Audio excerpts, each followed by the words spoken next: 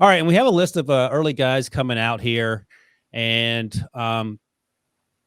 so I'll start with you, Traps. Any guys that you think maybe in the fence about whether they should come out or not? Because one of the things, and I've mentioned this before, I've had scouts tell me that they hate the whole mock draft situation in like September, October, because a lot of times we're guilty of putting juniors in these drafts, and they're reading them, and agents are reading them, and they're talking themselves into coming out when they shouldn't.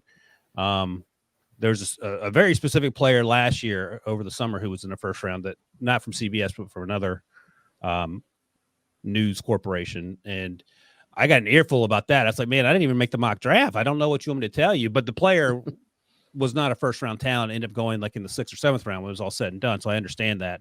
And perhaps I'd have been better off going back to school. But is there anyone that you're anticipating that maybe leaning on coming out, or maybe leaning on staying based on how their season unfolded?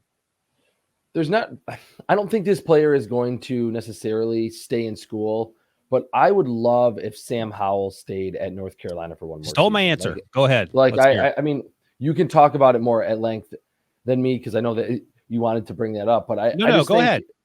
With the momentum really subsiding this year, and I don't think he's been terrible. Like, he's gone from first round pick to like day 3 selection, but if he comes back for one more season, shows a little bit of improvement. He has Josh Downs there, who's a young wide receiver that looks like probably a first or a second round pick in the next couple of seasons.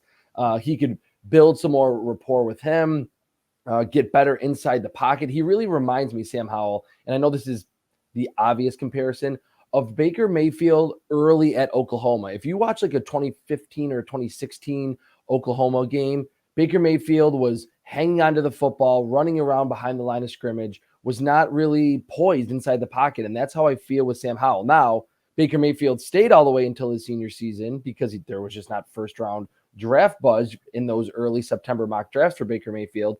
And by his senior season, he was much more willing to stay inside the pocket, get through his reads, throw accurately. He improved in that area of the game. I think if Sam Howell stayed at North Carolina, and this might sound crazy, but we've seen crazier, he could be in the running to be like the first overall pick in the 2023 draft because the talent is there. It just feels weird to come out after a season where all your momentum died and you didn't play it nearly as well as you did in your sophomore season.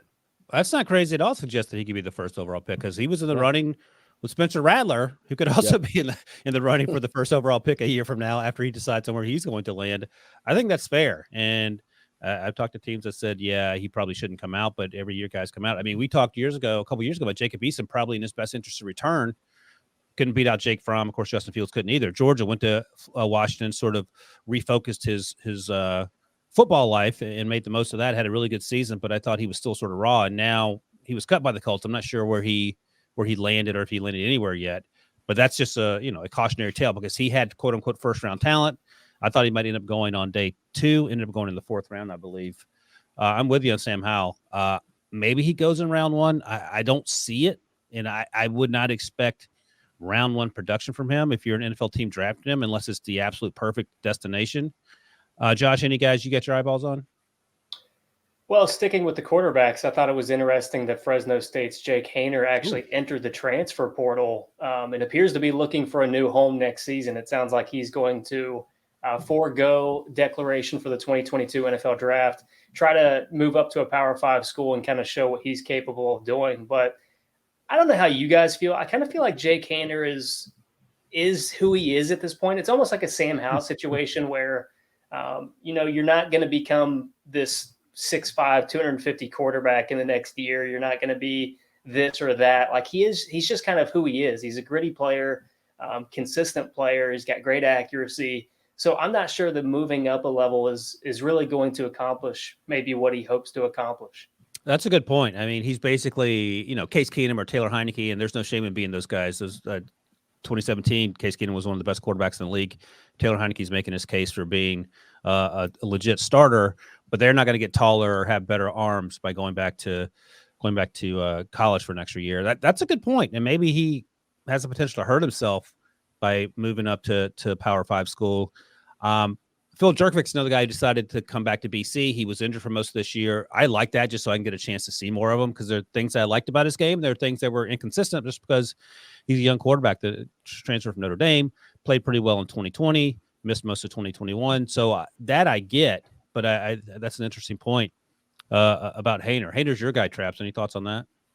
Yeah, I mean, I'm not going to say that I totally disagree with Josh about his potential if he moves up. He was really productive this season at Fresno State. I think Haener's just looking for, hey, I want to show an NFL team like what I look like with more NFL talent around me. And it will be pretty hard for him to eclipse some of the production that he had, like with yards and touchdowns, because they were throwing the football all over the lot at Fresno State this season. But I think if he lands with a Power 5 school that has, an NFL left tackle, 2 NFL wide receivers, maybe a day 3 tight end, I think that could elevate him in terms of what he puts on paper in the stat book. And that could maybe rise him into the 2nd or 3rd round next year, maybe even higher.